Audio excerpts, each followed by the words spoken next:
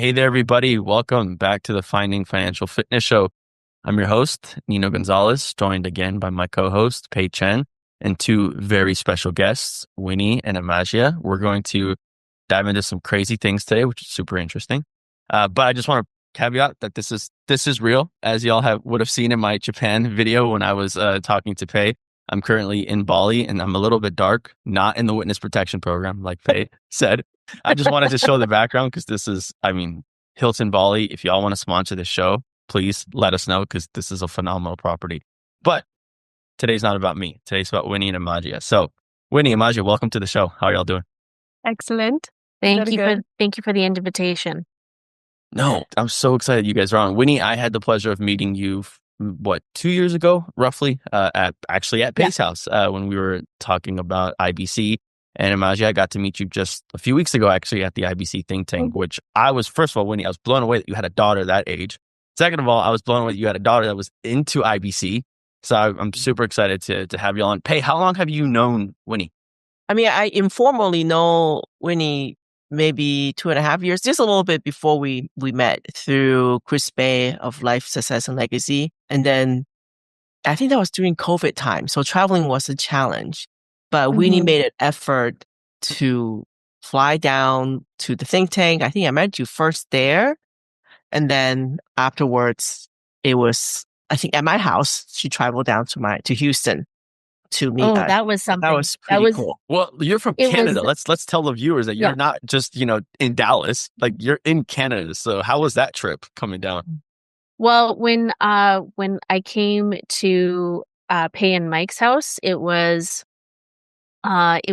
right in the dead of winter our time. It was actually the coldest day that we had had. It's like negative 40 degrees Celsius. Oh. Now, I'm pretty sure, I don't know what the conversion is in Fahrenheit, but cold. It was really cold.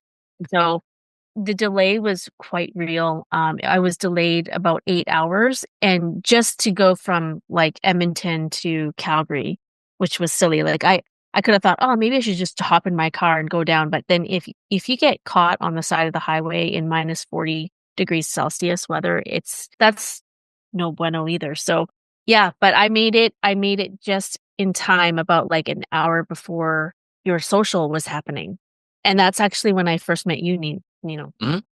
Yeah. You and your wife. So yeah, crazy. And I really liked you from the beginning. You were asking, I'll never forget you sitting on the floor with your notepad taking notes. I'm like, this girl gets IBC and she loves learning all this stuff. So I'm glad that we can have you on and kind of flip that script and get you guys to teach us and teach our audience about it. So let's just start off with a background of both of you guys in terms of your introduction to IBC and what it is that you two currently do.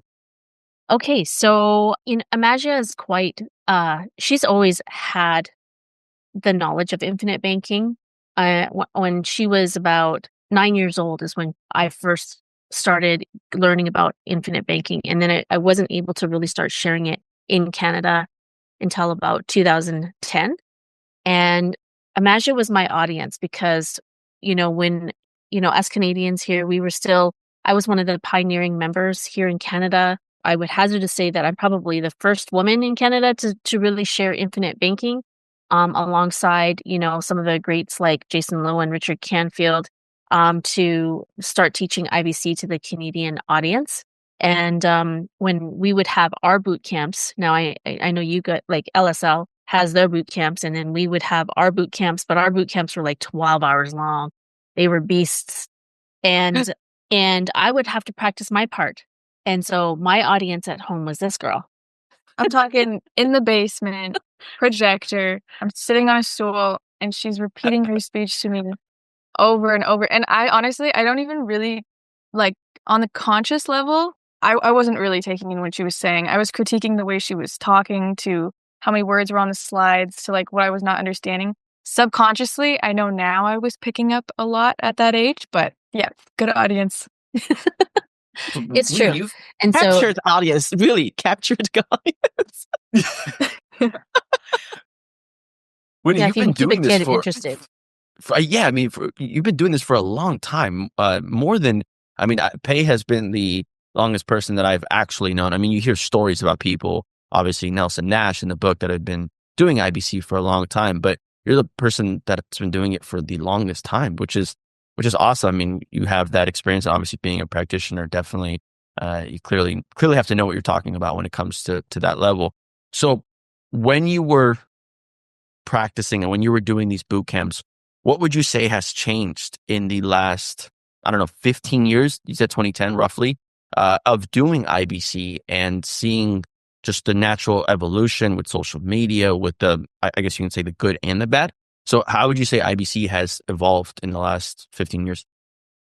Well, there's definitely so many more people that actually really know about it. And yeah, definitely social media and the advent of TikTok really helped to kick up the awareness of it.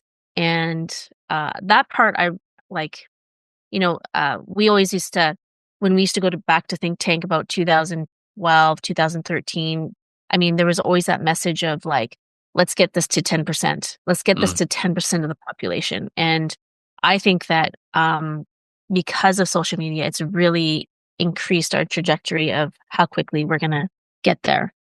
So not quite at 10%, but almost? I mean, it's hard to say. I don't know who collects this sort of data. And I would be curious to know. That's kind of cool. But, like when it comes to, almost every household knowing about it, I mean, for sure, right? It's just the same thing like cell phones. At one point, no one had cell phones, let alone every single person, right? For sure. So, I would also say that what has also shifted and changed for me, sharing it as an advisor, is just that I have the ability now to really grow with my clients. And so that, now you're, the clients that I helped to implement IBC for, right, back in 2010, they're now in it for 14, 15 years. And so like my desire as an advisor is, again, this is not a transaction. This is a process. So now naturally it's, the cash values in the policy will have naturally grown, right?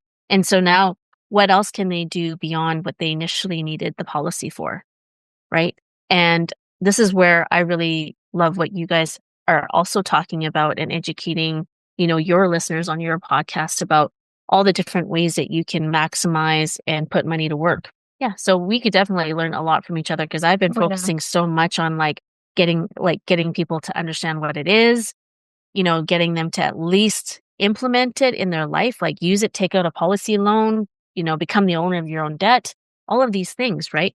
But to actually, multiply the use of your dollars beyond putting it inside your policy is like a whole other ball of wax, right? And every single person out there, sooner or later, is going to become concerned about, okay, if I'm not doing the job that I'm doing now, how else can I bring in other multiple streams of income coming in, right? At some point. And if our retirement isn't secured by the government or by other means, then how else? Like everyone needs to be worried about or engaged with, producing multiple streams of income at some point. Yeah, very well said. And I mean, you're definitely correct that that's kind of what we try to teach on this show and Pay's expertise, if you will. I do want to pivot now because we're talking about Winnie. You've been doing this for a long time. Pay's been doing this for a long time. I kind of got into it. I feel like I've been doing this for a few years. But imagine you're younger than I am, which I think is super cool because we talk about the 10%, right? We talk about getting to that, and I firmly believe. I mean, we've all been a think tank. You see the population, you see the demographics there. That's not what 10% of the U.S. population looks like, right? It's a lot. It's going to be focused in is the youth. Definitely is going to be the youth. And I think this year we saw more younger people than we saw last year. So Emaghea, I want to talk to you now about growing up with Winnie and seeing all these different, learning about policies. When did it first start to click with you of what IBC truly is and how do you view it now? Yeah, well, I would say with policies, kind of starting to learn about them again, 9 years old. But for me, not even something that I was looking at as a potential tool that I wanted to use. I would actually say by the time I was around 18 is when I started understanding more of what the tool was, but only because at that point I started paying for the policies myself that my mom had transferred over to me. So then there's like a physical thing that is making me aware of what a policy is.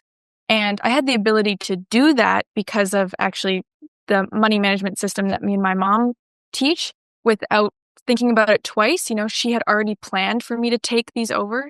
And so at that point, I was kind of paying for them, but maybe not fully understanding what this amazing tool was. And then honestly, I would say probably at the age of 20, 21 is when I actually used the policy for the first time with my mom's help to like just understand more of like how to take out the money and pay yourself back, what the cash value was, really understanding more of how the policy works. And then honestly, I would say even to now, I'm 25 now. I went to my first think tank a couple of weeks ago. My brain exploded. Like exploded. I was literally, I knew how the policy worked, and me and my mom had even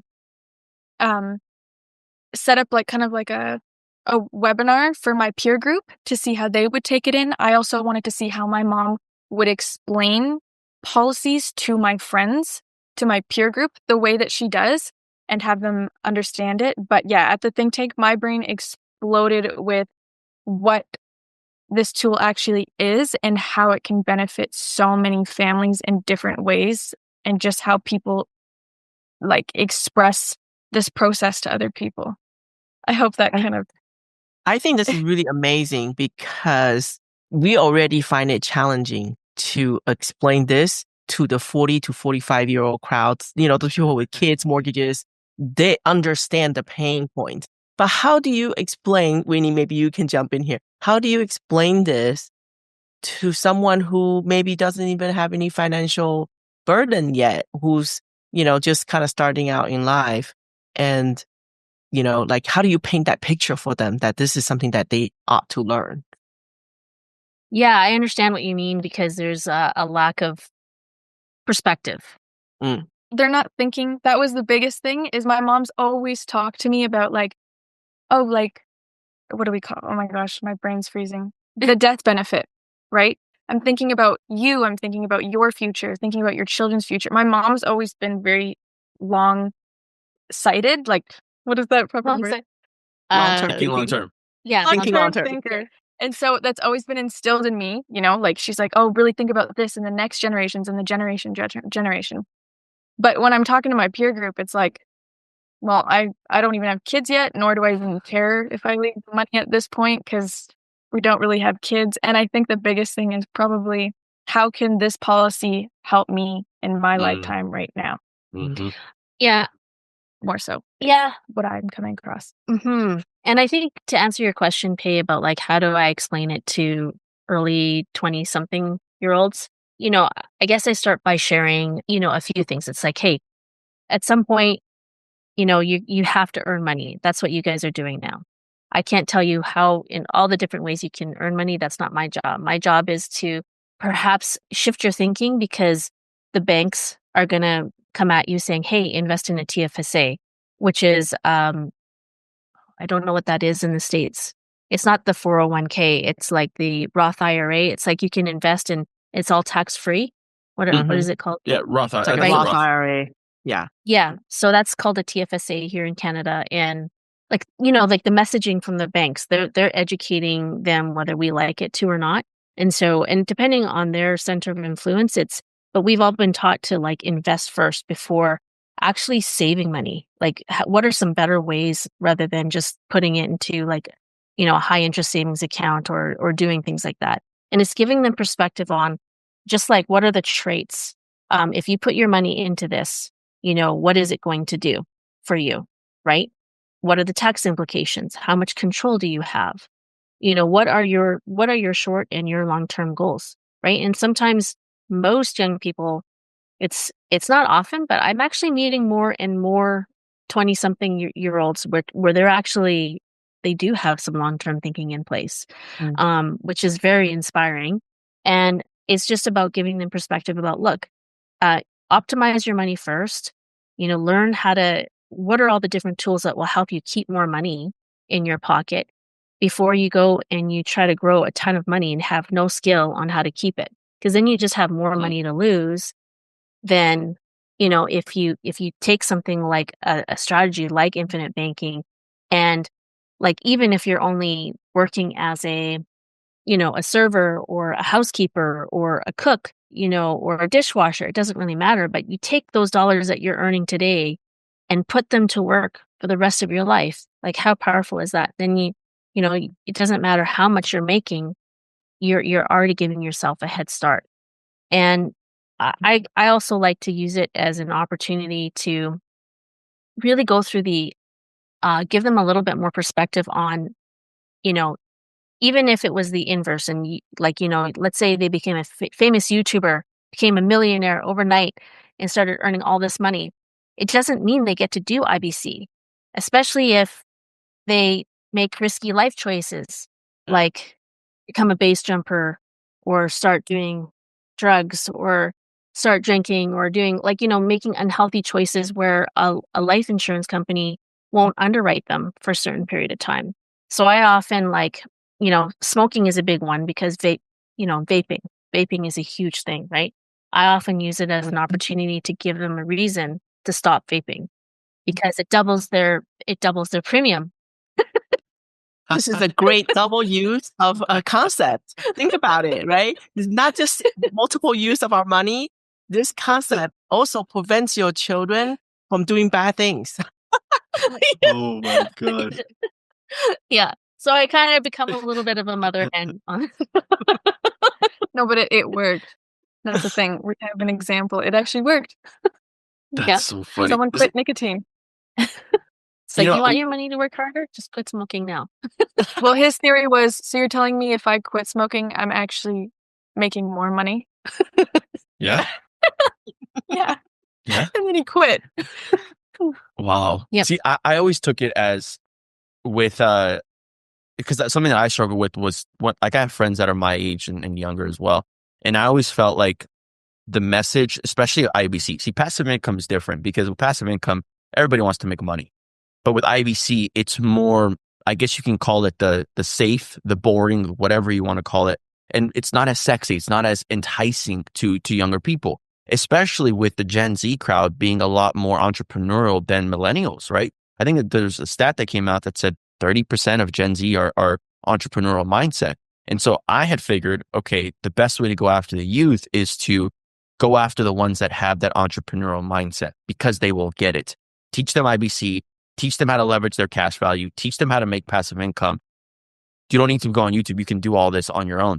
But it sounds like, Winnie, what you're talking about, that that message can be resonated with anybody at really at any age. It doesn't have to just be this specific mindset of, or this subset of people, which I think that's a big eye-opening for me because I really thought I had to focus in on a different subset. But it's good to know that there's different approaches that you can take to various populations. I do believe that is the next kind of thing that we're after, which kind of brings me to what you two are doing right now. So talk to me a little bit about, I just started following you guys on social media. So I want to know more about what it is that the two of you, I don't know if it's a company, if it's a social media outreach. Talk to me a little bit about what both of you all are doing with that outreach of IBC.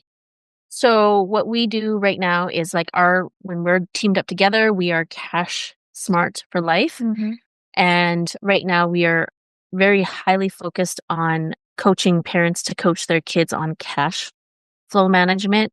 And ideally with parents that have children between 3 and 13, or 3 and before hormones. We do that by, yeah, my mom always says pre-hormones. I was going to ask why 13. I was like, why randomly 13? No, it's very specific. Okay. But I don't know, maybe some of the foods, that are out in the marketplace now, maybe, make it so that it becomes earlier than 13. I'm not sure. But, the reason why we're aiming between 3 and, 13 is because, it's like we have an opportunity to grow and shape the mindset of our children at a very young age to really develop all of these really stellar habits without a ton of argument, and I know that Also, Yeah, before they start making their own money and creating Yeah. their own spending habits Mm. that way. Yeah, but it's such a primary time too. Like, I mean, I think we also wanted to really focus in on parents being the one to do this, not in the actual schooling system. Because honestly, like the two of you have now met us. And I mean, I think that anyone can really attest that, Emaghea and I have a pretty tight relationship. And I think that if I hadn't taken the time for her, like even if it was around the idea of money, I think most parents today can sometimes miss an opportunity to really connect with their children. I mean, money does not have to be the thing that tears us apart. I want it to be the thing that actually brings us together. And so I want to be able to have like meaningful conversations with my daughter for the rest of my life.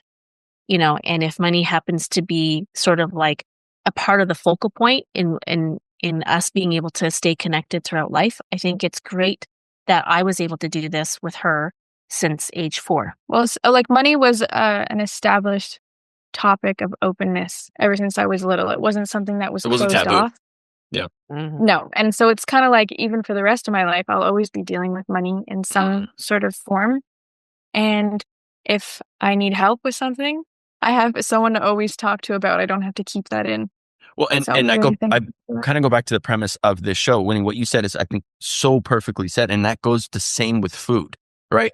When I was working as a dietitian, and we would specifically talk about childhood obesity and kids, it was always what separated the parenting strategies from kids that were very fit versus kids that were overweight. And just what you said with money, it was the same thing with food. It wasn't, don't make the food taboo. Don't say, no, you can't have hamburgers. No, you can't have chocolate. It's okay. Hey, come into the kitchen. We're going to cook this dish together. And here's what we're adding, and getting kids to enjoy the vegetables, the fruits, as opposed to separating good and bad when it comes to food and good and bad when it comes to money. That strategy, now we're going into the psychology of parenting, right? It's okay. How do you parent when it comes to your money? How do you parent when it comes to food? But I think ultimately the same disciplines that Winnie you instilled can be applied across the board when it comes to talking about food, when it comes to talking about money, when it comes to talking about social life. And I think that's awesome. And you're right. We definitely got firsthand to see how your guys' relationship is. And you could tell that it goes beyond just money. It's I think something that most parents would want when it comes to their relationship with their kids. Right. So I think that's incredible. Pei, is there something you wanted to touch on? I'm not sure if it's because of the circle that we are we are picking and choosing our peers that we want to be hanging out with now. But I do kind of feel like there's more and more of a lean towards parents taking back control of the education of their own children. Mhm. Because I think when we were growing up, or at least for my generation, when I was growing up, right, in the 80s and 90s, it was very much my parents were completely hands off. They were like, oh, the school is their job was to go out there, make money, bring home the money to pay for the roof over our head and put food on the table. And that was it. Like, as long as we had good grades, they don't care what the school was teaching us. They don't care what conversations that we were having. We could be learning information from that sources and they have no idea. And now with social media and the rampant, openness of information, I think it's even more important that, Winnie, you are kind of trailblazing that method of the parents from the house should be in control of that conversation about lifestyle, about food choices, about, financial. Like, we should normalize this conversation in the house. It is so crucial. That's why, when you guys were talking about the program that you were building or you're introducing, and I was like, we have to bring this to our audience, right? Because Nino and I have this goal when we started this podcast was to reach the younger generation. And just yesterday, LSL did a boot camp. And for the first time in the room, there were 6 children under the age of 18 joining. Wow. The youngest being, I think, 12 years old. And I mean, they were obviously bored the majority part of So it's subconscious. That's because Mike Everett was talking. Yeah. Oh. We tried to make it fun, but it's hard, right? Money is not an easy topic. But I think the fact that they showed up, and they sat through the whole thing and got to meet the people. And I thought it was just very inspirational that the parents are taking control. And that's just all about IBC is about control of our own money, control of our own, financial cash flow every day. So Yeah, it 100% is. It's like, and because this is a lived experience, like we're coaching the program, and it's based on the fact that, hey, I coached my daughter. She's the living experience. She's the living proof No of pressure. how finances can play a role in how they behave, like, later on. Like, I mean, I think, we always want our kids to like be better than us, right? Like to evolve from where we are. And I feel like, well, she's definitely taller, so she's got a win there. And I never lived that down. We yeah, ain't tall people though. Honestly, she she's way more confident than what I was, growing up. And I really feel like her feeling confident about how she can handle herself when she moves out, especially really bloomed, because she did move out a week right after she turned 18. And it wasn't until she was, it was around COVID time, actually, where it really started to hit for me, like all the cash flow management training, like her handling money since I've been teaching her, it really actually paid off, because she was, housekeeping, she was serving. I mean, these are not post-secondary jobs, right? Like they're minimum wage. They're minimum wage. But at the same time, she hardly ever asked me for money, only maybe split 50-50 on a birthday present, right? And even when COVID hit, it was like she had money that like her cash flow management really helped her to carry through those moments. As a server, right? The world shut down. She wasn't working, right? So it carried her through for a good period of time. And then I thought too, like, if she's not working, that's where, like, the mind can get you into trouble if you don't have a purpose. And so I actually figured at the time, I really wanted to bring this program into the light and share it with more of my clients. But because COVID hit, I thought, okay, this is perfect timing. It'll actually be better if I did this program with her instead of me try to do this by myself. And she's proof. So Yep. I thank COVID for that. Yeah. Real life silver case study. lining. It's always the silver lining, right? In the dark clouds that brings us to where we are. So that's awesome. So I kind of want to wrap up with a question that I think a lot of younger people will have. And when I say younger people, I would say people in their early 20s, just their 20s in general, and maybe early 30s, people who maybe had got a late start on their career. The one question that I always get asked, and I kind of get stumbled on this, is, okay, I'm working as a bartender, or I'm working, dishwasher, however, whatever it is. And I didn't have the amazing Winnie to start my policies when I was 9 years old. How do younger individuals get their policy started? Do they, one, wait, and maybe they won't qualify for much anyways, but if they don't have much savings, should they wait, save up some money, and then go and apply for an IBC policy? Or what do you think is the best strategy? And it's a question for both of you guys. What's the best strategy, do you think, for people in that age range who aren't making that much money, who don't have much positive cash flow? What would you recommend for them? I would say, just because it's something that I've just recently been sharing with my own peers, and through talking with them, I think the first thing you need to do is read BYOB, which is become your own bank. And banker. You need what? Become your own banker. Yes, become your own banker. And I think the reason for that is, and this really hit me, is this is definitely a lifestyle that you're doing, that you're shifting into, and you need to have that mindset before even looking into a strategy like this. And once you have that, then talk to someone who can then look at your finances and actually give you the best situation of how you should get started, whether that's starting with term and then transitioning when you're ready, or just outright if you're able to do it and then just have a whole life dividend policy. But it's just first starting with your mindset and being open about it, and then talking to an expert on what your finances can actually handle. That's what I think. So well said, Winnie. You've taught her so well. My goodness, what a good answer. That was so good, Winnie. What about you? How would you advise a younger individual? Yeah. So in the case where, you're not starting off with a ton of money, it's like I use the analogy of at least get your car, put your car in and turn it on, right? So the car is a life insurance contract, and it should start with as a term policy, because it is the most inexpensive way to get in, but it locks in their medical insurability. And so in order for me to even get them to understand what that really means, I do take them through an explanation of, here's how the life insurance companies think. Here is what a life insurance application asks, right? Your lifestyle. What are your medicals, right? And this is where it becomes really important to say, look, you have to actually qualify for a life insurance contract, right? And so in order to get started, it always takes, it's the easy in is at least getting term, if you can get a term. And it's like turning the engine on, and as soon as you start making extra cash flow, you can then put it into drive, right? And putting it into drive means then you can turn it into something like, a dividend paying whole life insurance contract, which is the vehicle used for the infinite banking concept.